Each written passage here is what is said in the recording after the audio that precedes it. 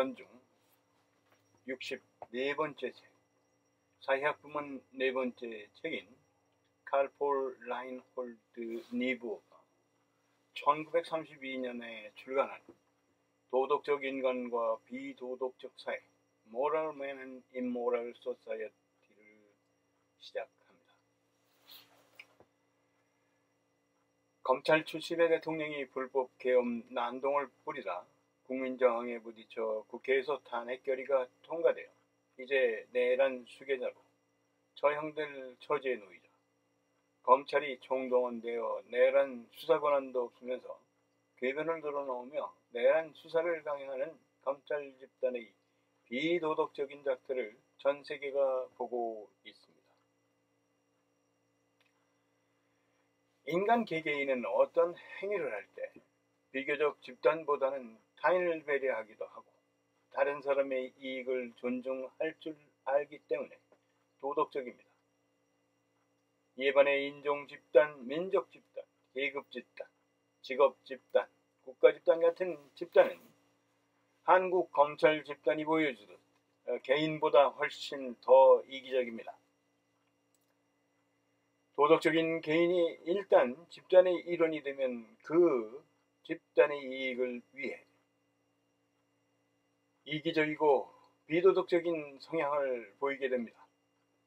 종교, 교육, 이성, 양심, 이성과 같은 개인 윤리적 접근은 집단 내 문제 해결에서 무력합니다. 특히 집단 속 인간은 집단 이익 충동에 훨씬 강하게 의존합니다. 검찰 집단이 지닌 이 같은 강력한 충동과 이기심을 꺾으려면 불가피하게 내란죄 수사 권한을 지닌 경찰 집단 간의 투쟁과 같은 강제력을 동원해야 합니다. 이런 강제적 수단을 취소하고 강제력 동원에 신중하지 않는 경우 다른 폭력의 악순환이 계속되는 것은 자명합니다.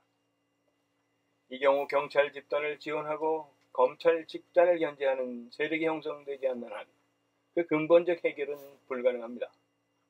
그렇기 때문에 피억압 경찰 집단은 반드시 정치 권력의 지지를 받아 이를 바탕으로 자신들의 권유 수사권을 강탈하려는 검찰 집단의 강력한 힘으로 맞서야 합니다.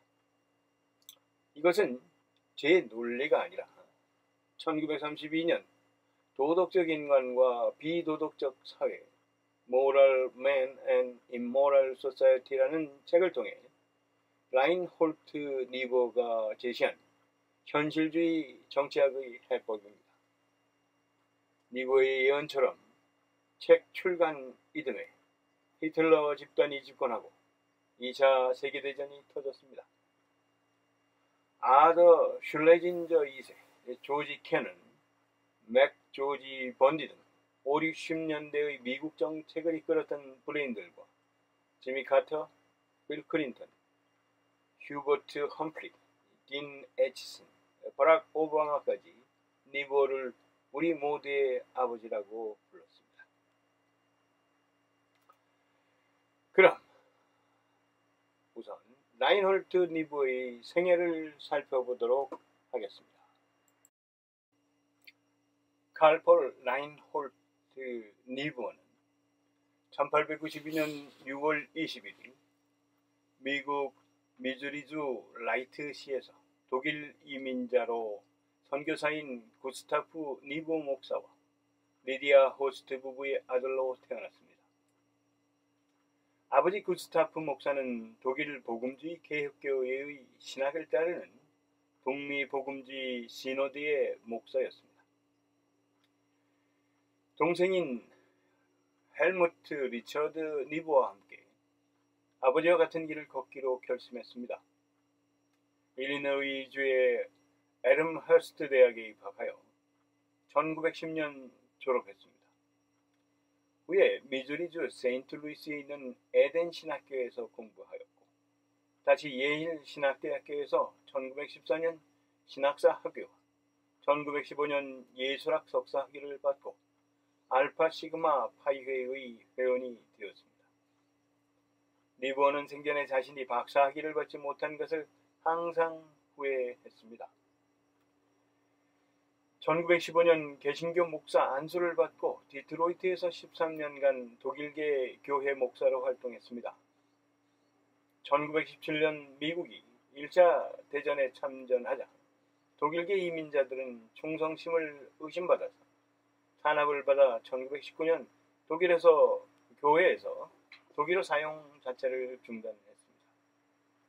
리브어는 독일계 미국인들에게 미국의 애국심을 갖도록 호소하며 66명의 교회 신자를 700명으로 늘리며 유색인종 노동자를 탄압하는 KKK, 쿠클럭스 클랜과 맞서서 싸웠습니다. 디트로이트에서 리브어는 포드 노동자들의 불공정 노동 항의에 참여했습니다. 리브어는 좌파로 이동했고 산업주의가 노동자들에게 미치는 사기저하 효과에 대해 고민했습니다. 리브어는 헨리 포드에 대한 노골적인 비판자가 되었고 노조 조직자들이 그의 교회 강단을 이용하여 노동자 권리에 대한 메시지를 전파하도록 허용했습니다. 리브어는 조립라인에서 발생하는 열악한 조건과 불규칙한 고용관행을 공격했습니다. 포드와 자본주의에 대한 리브어의 비판은 진보주의자들에게 공감을 얻고 리브어를 전국적으로 유명하게 만드는 데 도움이 됐습니다. 그 후 1928년 리브어는 디트로이트를 떠나 뉴욕 유니언 신학교의 교수로 초빙되어 나치반대 고백교회 디히트리 보네퍼 목사에게 영향을 미친 기독교윤리학파 실천신학 강의로 명성을 얻었습니다. 사회주의 기독교인 연합은 1930년대 초 리브어와 비슷한 견해를 가진 다른 사람들에 의해 조직되었습니다. 나중에 이름이 프론티어 연합으로 바꾸었다가 크리스천 액션으로 바꾸었습니다.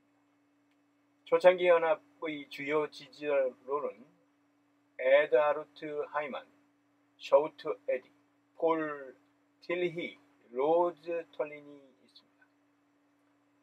초창기 이 그룹은 자본주의적 개인주의가 기독교 윤리와 양립할 수 없다고 생각했습니다. 이 그룹은 공산주의자는 아니지만 칼 마르크스의 사회 철학을 인정했습니다. 리브어는 오늘날 국제구조위원회로 알려진 국제구호협회를 결성한 51명의 저명한 미국인 그룹 중 한 명이었습니다. 이 위원회의 사명은 히틀러 정권의 정책으로 고통받는 독일인들을 돕는 것이었습니다. 1930년대 리브어는 미국 사회당의 급진적 파벌의 저명한 지도자였지만 그는 완고한 마르크스주의자들을 싫어했습니다. 그는 그들의 신념을 빈약한 종교로 묘사했습니다. 1941년에 그는 강력한 군사적 개입주의, 국제주의적 외교정책과 친노조, 자유주의적 국내 정책을 가진 단체인 민주행동연합 Union for Democratic Action을 공동 창립했습니다. 그는 1947년에 이 단체가 민주행동을 위한 미국인 Americans for Democratic Action으로 바뀔 때까지 이 단체의 회장이었습니다. 1931년 리브어는 우르슐라 컴튼과 결혼했습니다. 그녀는 영국 국교회 회원이었고 옥스퍼드 대학교에서 신학과 역사를 전공했습니다. 그녀는 유니언 신학대학교에서 석사학위를 공부하는 동안 리브어를 만났습니다. 그녀는 수년 동안 컬럼비아 대학교의 여자단과 대학인 바나드 칼리지에서 교수로 재직하면서 종교학과를 설립하고 학과장을 맡았습니다. 리브어는 여러 주요 출판사에 근무하며 아버지에 대한 회고록을 쓴 엘리자베스 리브어 시프턴과 크리스토퍼 리브어라는 두 자녀를 남겼습니다. 부인 우르슐라 리브어는 의회 도서관에 보관된 논문 전문에 남편의 후기 작품 중 일부를 공동 집필했다는 증거를 남겼습니다. 리브어는 기독교 현실주의 틀 안에서 제2차 세계대전에서의 미국의 행동, 반공주의, 핵무기 개발을 지지하게 되었습니다. 그러나 그는 베트남 전쟁에는 반대했습니다. 제2차 세계대전이 발발하자 그의 자유주의, 평화주의적 요소가 도전을 받았습니다. 니보는 보다 자유주의적인 동료들의 평화주의와 거리를 두기 시작했고 전쟁을 강력히 옹호했습니다.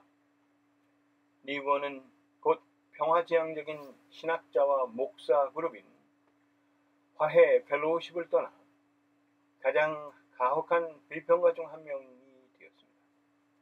종로들과의 이러한 이탈은 기독교 현실주의로 알려진 운동으로 발전했습니다. 니보는 널리 이 운동의 주요 옹호자로 여겨집니다.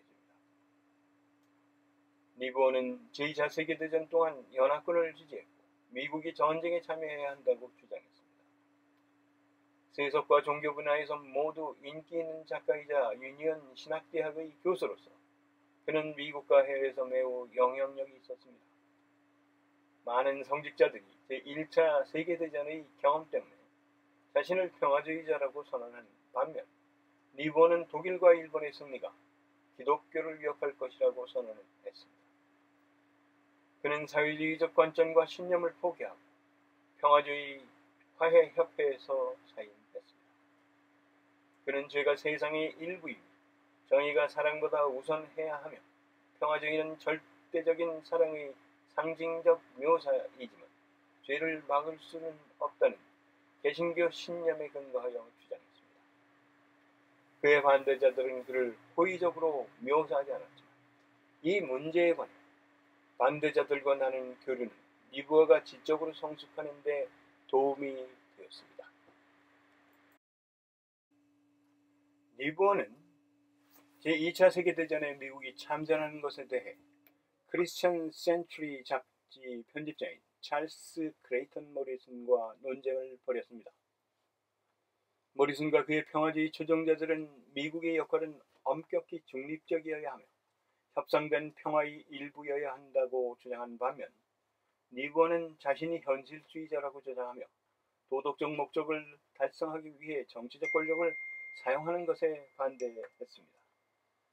모리슨과 그의 추종자들은 제1차 세계대전과 1928년 켈로그 브리앙 조합 이후에 시작된 전쟁 불법화 운동을 강력히 지지했습니다. 이 조약은 1931년 일본의 만주 침공으로 심각한 도전을 받았습니다. 니보는 1932년 도덕적 인간과 비도덕적 사회 Moral Man and Immoral Society를 출판하면서 크리스천 센츄리와 결별하고 개입주의와 권력 정치를 지지했습니다. 1939년에는 에든버러 대학의 기포트 강연에서 미국인으로서는 5번째로 초청되는 영광을 누리기도 했습니다. 니보는 1940년 프랭클린 D 루즈벨트 대통령의 재선을 지지했고 자신의 잡지인 기독교와 위기, Christianity and Crisis를 출판했습니다. 그러나 1945년 니보는 히로시마에 원자폭탄을 투하하는 것을 도덕적으로 변호할 수 없다고 비난했습니다.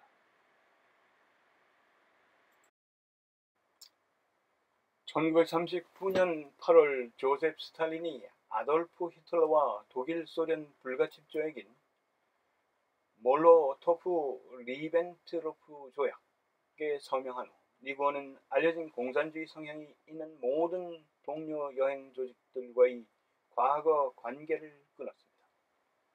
1947년 니보는 자유주의 미국 민주행동 Americans for Democratic Action을 창립하는 데 도움을 주었습니다. 그의 아이디어는 냉전 동안 공산주의 확장을 억제해야 할 필요성에 대한 조지 캐넌, 한스 모겐서, 아서 M. 슐레징저 주니어 및 기타 현실주의자들에게 영향을 미쳤습니다. 1950년대 니보는 조셉 메카시 상원의원을 시민의 자유를 공격하는 것보다 공산주의자와 그 동조자들을 근절하는 데 효과가 전혀 없다는 점에서 사악한 세력이라고 묘사했습니다.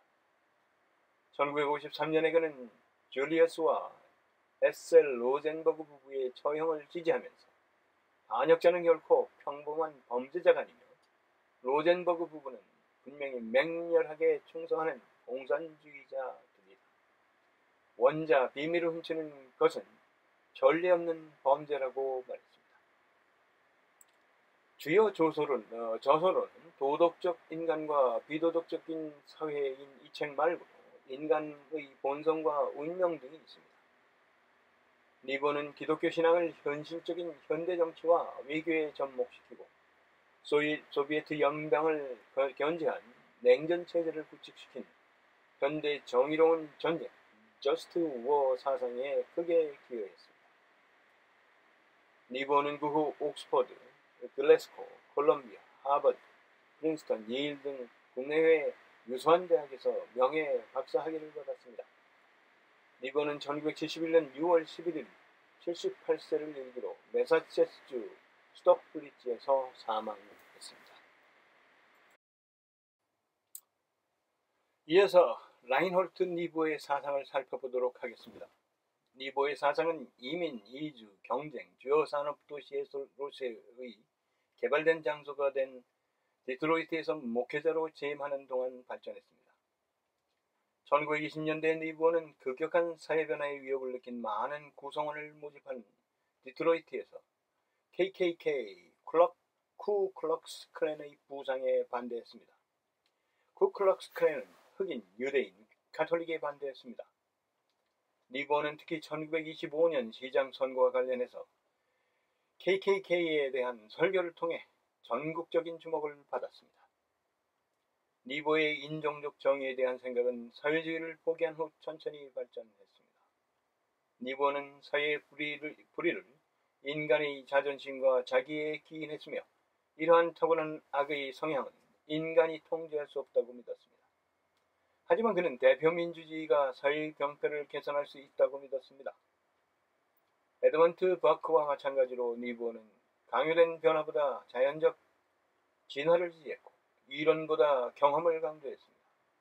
하지만 니보의 버크적 이념은 종종 그의 자유주의 원칙과 충돌했는데 특히 인종적 정의에 대한 그의 관점과 관련이 있습니다. 니보는 인종적 불평등에 격렬히 반대했지만 분리에 대해서는 보수적인 입장을 취했습니다. 제2차 세계대전 이후 대부분의 자유주의자들이 통합을 지지한 반면 니보는 평등한 기회를 달성하는 데 집중했습니다. 그는 폭력으로 이어질 수 있는 변화를 강요하는 것에 대해 경고했습니다. 1960년대 평화시위에 따른 폭력으로 인해 니보는 강요된 평등에 반대하는 입장을 바꾸지 않을 수 없었습니다. 나중에 북부 빈민가의 문제를 목격하면서 그는 평등이 달성 가능하다는 것을 의심하게 되었습니다. 반카톨릭주의는 20세기 초부터 남부 유럽에서 카톨릭 이민자의 수가 증가함에 따라 1920년대 디트로이트에서 급증했습니다. 이는 디트로이트에서 많은 회원을 모집한 쿠클럭스 클랜의 부활로 인해 악화됐습니다. 니보는 이 KKK, 쿠클럭스 클랜을 공격하며 다원주의를 옹호했습니다. 1925년 디트로이트 시장 선거 동안에 니보의 설교인 우리 공정한 개신교도들은 부인할 수 없다는 내용이 디트로이트 타임즈와 프리프레스 일간에 게재되었습니다. 이 설교는 KKK가 공개적으로 지지하고 있던 시장 후보 찰스 볼스의 반대표를 포기하라고 사람들에게 촉구했습니다. 가톨릭 현직자 존 W. 스미스는 3만 표라는 근사한 차이로 승리했습니다. 니보는 KKK에 반대하는 설교를 했고 디트로이트에서 KKK의 정치적 권력이 쇠퇴하도록 영향을 미치는 데 일조했습니다. 니보의 사상 중 가장 널리 알려져 있는 사상은 개인과 집단의 도덕성에 대한 것입니다. 먼저 니보는 개인들이 도덕적이라 할지라도 사회가 반드시 도덕적이지는 않다고 밝힙니다. 도덕적인 개인도 집단의 이익을 위하여 비도덕적이거나 이기적으로 행동하며 또한 개인의 도덕적 행위가 집단의 도덕성에 영향을 끼칠 수 있으나 크게 작용하지 못한다고 보았습니다. 오히려 집단의 구조, 제도 등이 개인 행위의 도덕성을 결정할 수 있으며 개인의 이기심은 결국 집단에서 더욱 강하게 표출되어 사회 집단의 도덕성은 개인이 도덕성보다 현저히 떨어지게 됩니다. 즉 개인 간의 문제는 합리적이고 도덕적인 방식으로 해결이 가능하지만 복잡한 사회 현상들은 이러한 방식만으로는 충분하지 않다는 것입니다. 다시 말해 개인의 도덕성만으로는 사회 제도나 구조의 문제를 해결할 수 없다는 것입니다. 이러한 사회적 문제가 생기는 이유는 인간의 이기심과 집단 간의 힘의 불균형이 있는데 먼저 개인적으로 도덕적인 사람이라도 자신이 속한 집단의 이익을 위해서는 이기적으로 행동하는 개인과 함께 정부의 간섭이 없을 경우 힘의 논리에 의해 집단의 힘이 결정되는 이러한 것들이 사회적 문제를 만든다는 것입니다. 이에 니보어는 이러한 문제와 사회 갈등을 해결하기 위해서는 외적 강제력이 필요하다고 역설합니다. 현대사회의 여러 문제는 개인의 양심 등으로만 해결하기 어려우며 개인의 도덕성 함양과 함께 사회적 제도의 개선도 병행되어야 하며 도덕성과 선의지는 이러한 해결을 위해 필수적이라고 이야기합니다. 또한 사회적으로 높은 인물들이 찬성하지 않는 방법을 사용하더라도 사회 정의를 실현하여야 하며 이러한 방법은 선의지의 통제를 받아야 합니다. 또한 이러한 방법은 최선의 강제력으로 정의를 실현하는 것이며 가급적 비폭력적인 강제력 사용을 권고하여야 한다고 말합니다. 계속해서 니보의 도덕적인 인간과 비도덕적인 사회의 내용을 살펴보도록 하겠습니다. 도덕적인 인간과 부도덕한 사회는 윤리와 정치에 관한 연구, Moral Man and Immoral Society, A Study in Ethics and Politics는 미국 개신교 신학자 인 라인홀트 니보가 1932년에 쓴 책입니다. 이 책은 사람들이 개인보다 집단의 일원으로서 죄를 지을 가능성이 더 높다는 것을 설명하고 있습니다. 이 책은 세속적 종교적 자유주의를 공격하며 특히 존 드위와 서해 복음을 비판했습니다. 니보어는 한여름에 이 책을 썼습니다. 니보어는 유니언 신학대학교의 교수가 되기 전 미시간주 디트로이트에서 목회를 일했던 자신의 경험에서 이 책의 내용을 얻었습니다. 도덕적 인간과 부도덕한 사회는 많은 논란을 일으켰으며 니보의 대중적 인지도를 상당히 높였습니다.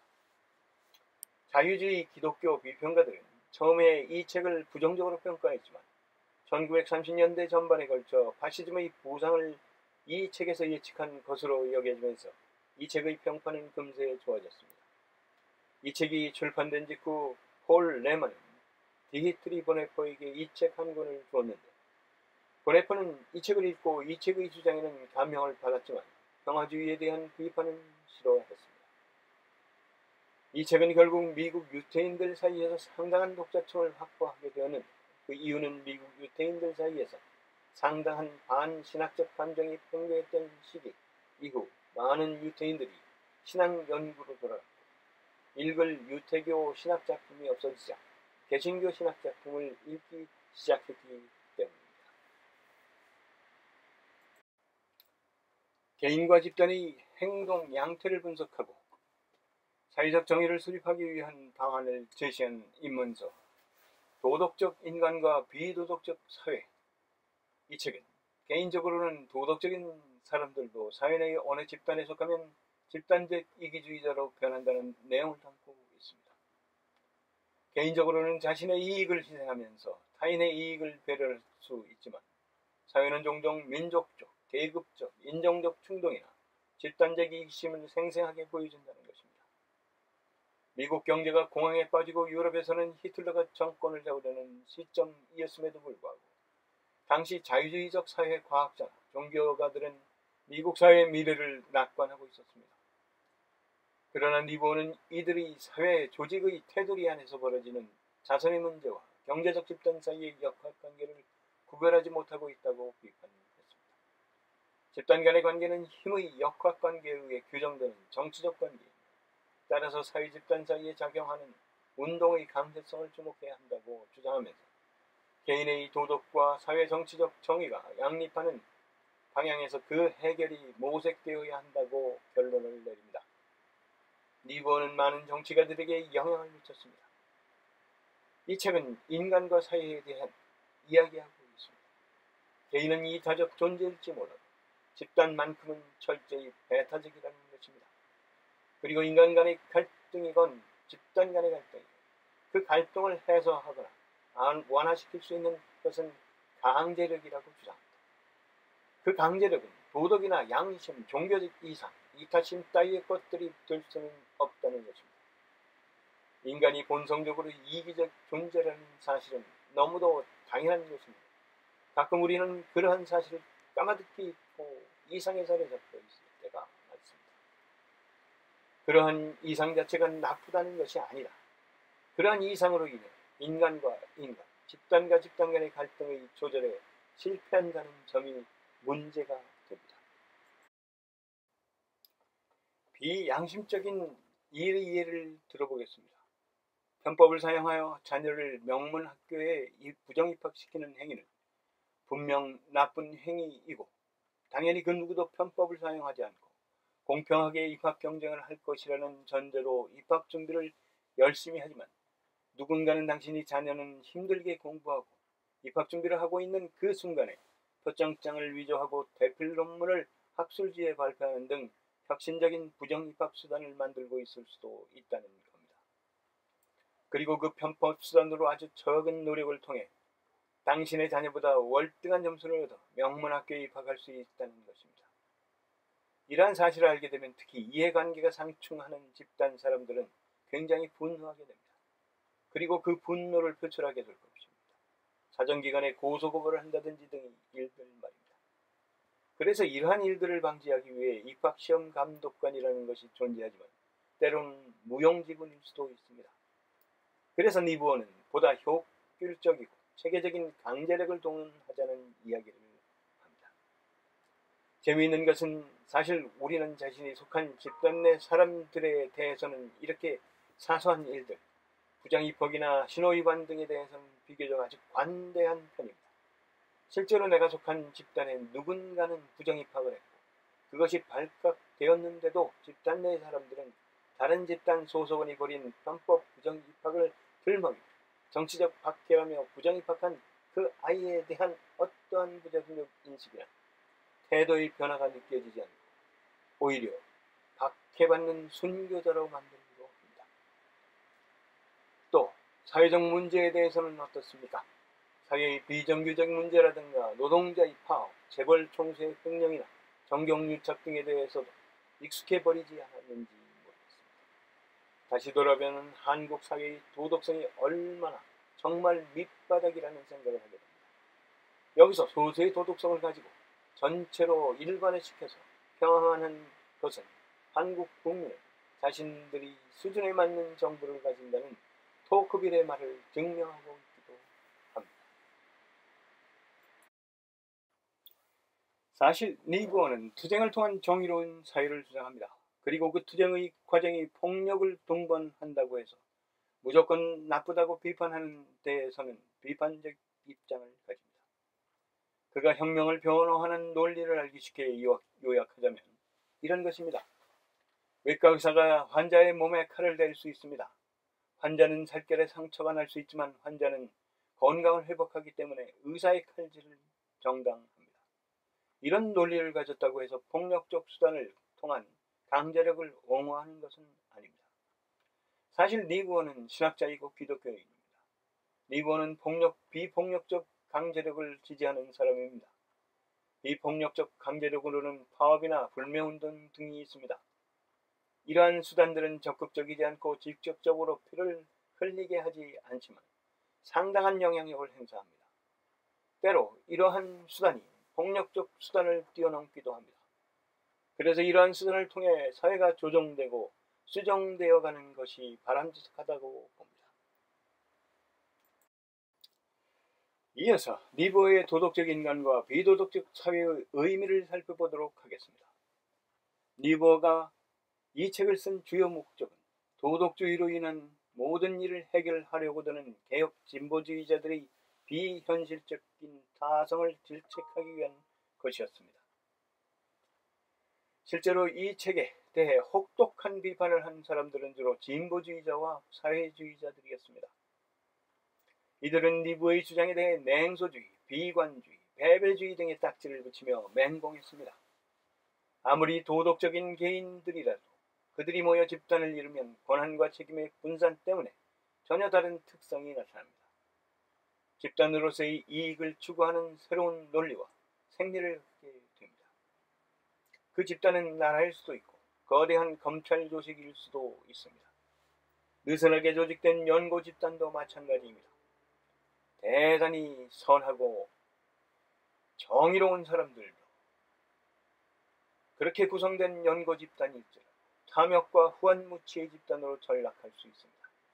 그래서 도덕적 인간과 비도덕적 사회라는 겁니다. 재벌이건 공기업이건 언론사건 사회적 지탄을 받는 거대 조직들이 구성원들을 직접 만나본 사람들이 자주 하는 말이 있습니다. 사람들이 매우 예의 바르고 선량하더라는 것입니다. 그래서 그들이 소속된 집단에 대한 평소 생각이 옳은 것인가 하고 회의하기도 합니다. 이게 참 딜레마입니다. 사람이라 사람들이 어떤 집단을 평가할 때 주요 기준으로 삼는 건 명분이나 강령 따위가 아니라 구성원들의 대인관계 태도나 인성이기 때문입니다. 이게 시원찮으면 아무리 숭고하고 고상한 명분을 위해 일하는 집단이라도 증오와 배척의 대상이 될 수 있습니다. 특히 이타적인 활동을 하는 사람들은 일반 대중이 도덕적 우월감을 얼마나 혐오하는지 깊이 깨달을 필요가 있습니다. 도덕적 인간의 함정도 있습니다. 리보는 개인이 하나의 명분이나 공동체를 위해 기꺼이 자신을 헌신하는 경우에도 권력의지 혹은 힘의 의지는 여전히 남아있게 된다고 말합니다. 달리 말하자면 공적인 명분과 사적인 출세욕, 명예욕은 뒤섞이기 마련인데 사적인 출세욕이 공적 명분의 성공을 압도하는 일이 많다는 뜻입니다. 이 책이 개혁 진보주의자들에게 주는 교훈 중 하나는 늘 조직과 자기 자신을 의심하라는 것입니다. 진보니 보수니 하고 나눌 것 없이 어떤 집단의 지도자나 구성원 개개인이 아무리 선의를 갖고 있다 하더라도 그 집단이 몹쓸 일을 할 수도 있다는 데에 관심을 기울여 보아야 합니다. 이기주의와 부패는 모든 조직과 집단의 속성입니다. 이 속성을 없앨 수는 없지만 완화할 수 있는 길은 있습니다. 그건 바로 문호개방입니다. 잡다한 것을 뒤섞는 비빔밥 정신의 실천입니다. 일사불란한 효율성은 좀 떨어질 망정 집단이 공공의 적으로 전락하는 건 막을 수 있습니다.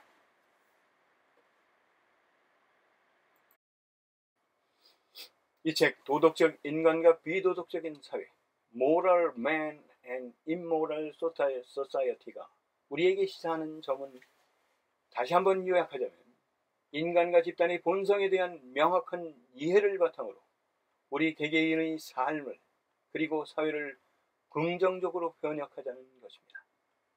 기존의 낭만적인 사회에 대한 생각들을 버리고 살인마 전두환, 국민의 짐 윤석열, 사악한 한국 검찰 집단을 어떻게 응징할 것인지 그런 사회의 정의에 대해 진지하고 깊이 있게 생각해 보아야 합니다.